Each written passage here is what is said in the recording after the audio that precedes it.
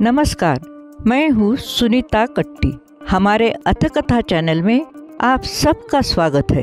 हमारे इस चैनल में सुनिए देश विदेश की तरह तरह की, कुछ मेरी, कुछ औरों की और कुछ अनूदित कहानियाँ। मैं लगभग 45 सालों से हिंदी और मराठी में बच्चों के लिए कहानियाँ लिखती रही हूँ। मेरी हिंदी कहानियाँ चंपक, नंदन, पराग, बाल भारती, बाल हंस, बालमन, मेला, सुमन सौरभ आदि पत्रिकाओं में प्रकाशित हुई है।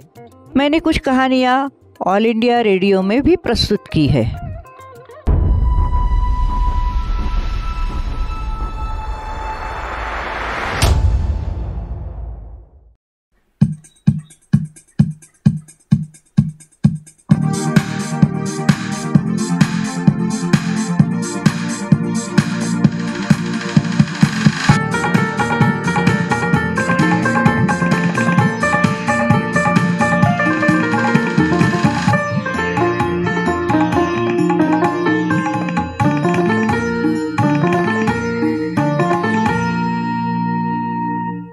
आज सुनिए उत्तराखंड की एक लोक कथा।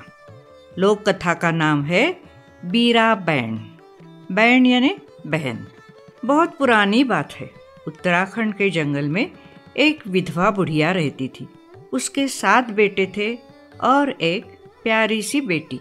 बेटी का नाम था बीरा। कुछ दिनों बाद बुढ़िया की मृत्यु हो गई तो उसके ये बच्चे अनाथ हो गए। 7 भाई शिकार खेलने के शौकीन थे। एक दिन वे 7 भाई मिलकर एक साथ शिकार खेलने निकले।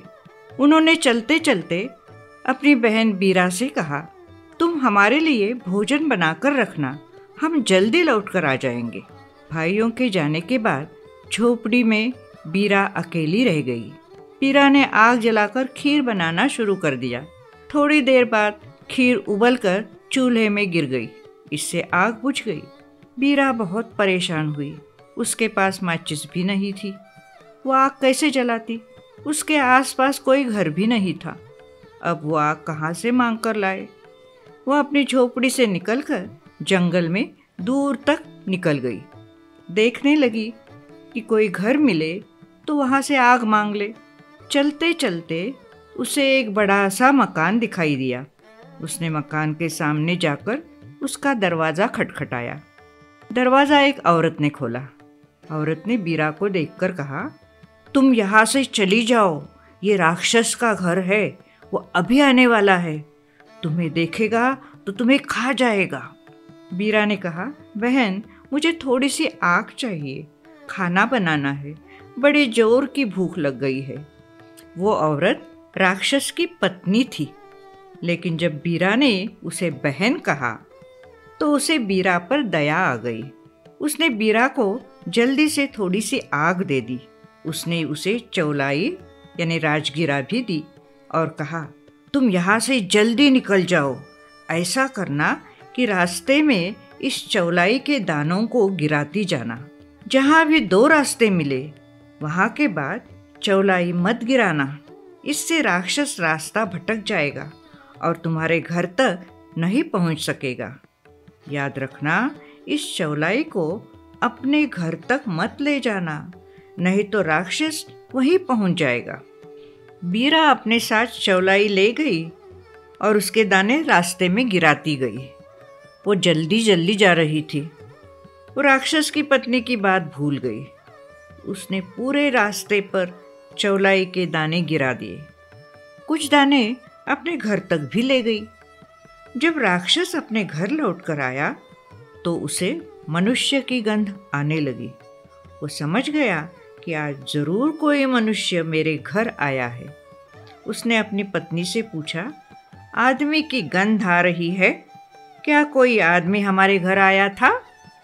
उसकी पत्नी ने कहा, नहीं तो, यहाँ तो कोई नहीं आया। राक्षस ने अपनी पत्नी को पहले तो खूब डांटा, फिर मारना पीटना शुरू कर दिया। डर के मारे उसकी पत्नी ने राक्षस को बीरा के आने की बात बता दी। सुनते ही वो राक्षस बीरा की तलाश में निकल पड़ा। वो चौलाई के बीच देखता हुआ बीरा की झोपड़ी तक पहुंच गया। झोपड़ी में बीरा अकेली थी।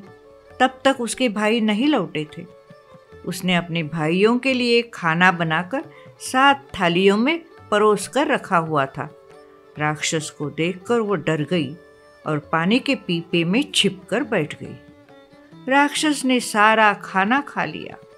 खाने के बाद वो पानी के पीपे की ओर गया। सारा पानी पीने के बाद उसने खाली पीपे में बैठी बीरा को पकड़ लिया। वो बीरा को जीवित निगल गया। खा पीकर राक्षस झोपड़ी के दरवाजे पर सो गया, क्योंकि उसे बहुत जोर की नींद आ रही थी। जब बीरा के भाई लौट कर आए तो उन्होंने राक्षस को दरवाजे पर सोते हुए पाया। उन्होंने देखा बीरा घर में नहीं है। वे समझ गए कि जरूर इस राक्षस ने हमारी बीरा बहन को खा लिया है। उन्होंने तुरंत राक्षस के हाथ पैर काट डाले, फिर उसका पेट फाड़ दिया। राक्षस मर गया और उसके पेट से बीरा भी निकल आई। इसके बाद वे भाई बहन सुखपूर्वक रहने लगे। जब भी वे कभी बाहर जाते तो कोई न कोई भाई बीरा के पास जरूर रह जाता। राक्षस ने उन्हें एक पाठ जो सिखाया था।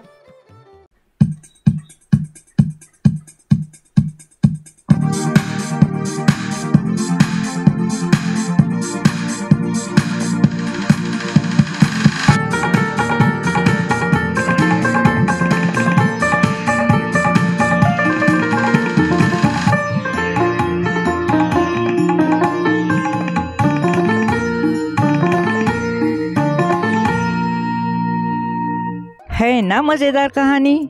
आपको कहानी पसंद आई हो तो कहानी को लाइक कीजिए, कमेंट कीजिए और शेयर कीजिए। और हाँ, हमारे अथकथा चैनल को ज़रूर सब्सक्राइब कीजिए। तो जल्द ही मिलेंगे एक और नई कहानी के साथ। नमस्कार।